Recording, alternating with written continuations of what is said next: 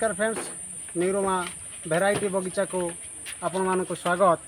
तो मु आपण मानक सही रेड ड्रैगन फ्रूट विषय रे आपण मानक आगु गोटे वीडियो देखैतिली। तो एथिरे कौन कौन औषधीय गुण अच्छी मु आपण मानक वीडियो माध्यम रे देखैबी। सो फ्रेंड्स भारत रे विभिन्न प्रकार फल एबे आसिलानी ता मध्यरु ड्रैगन फ्रूट गोटे नामी दामी फल मध्य रे गणित हेउची। भारत रे यहा को पिताया बा ओडिसा रे यहा को सिजु जातीय फल कह जाए।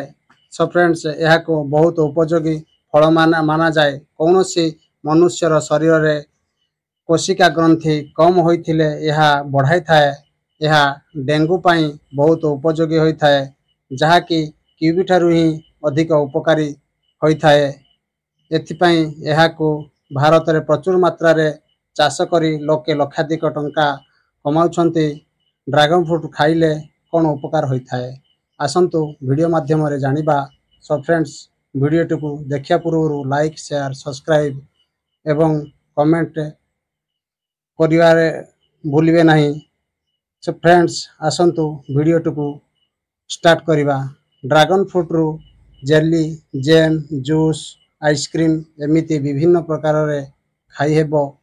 एहार उपकारिता विषय रे जानिबा। सो फ्रेंड्स यही फल को प्रत्येक खाइले रोग प्रतिरोधक शक्ति बढ़ी थाए जहाँकि आपण मानक जना अछि जे फल रे एंटीऑक्सीडेंट रही थाए जहाँकि एथिरे प्रचुर मात्रा रे एंटीऑक्सीडेंट रही एवं विटामिन सी भी मध्य भरपूर मात्रा रे रही जहाँकि रोग प्रतिरोधक शक्ति प्रचुर मात्रा रे बढ़ी थाए। सेथिरे थिबा छोट छोट मंजी पेट पाई प्रचुर फायदा दे थाए। फ्रेंड्स ड्रैगन फ्रूट मध्य आपणक शरीर रे भल कोलेस्ट्रॉल को बैलेंस रखी थाए। यह खराब कोलेस्ट्रॉल को कम करी थाए।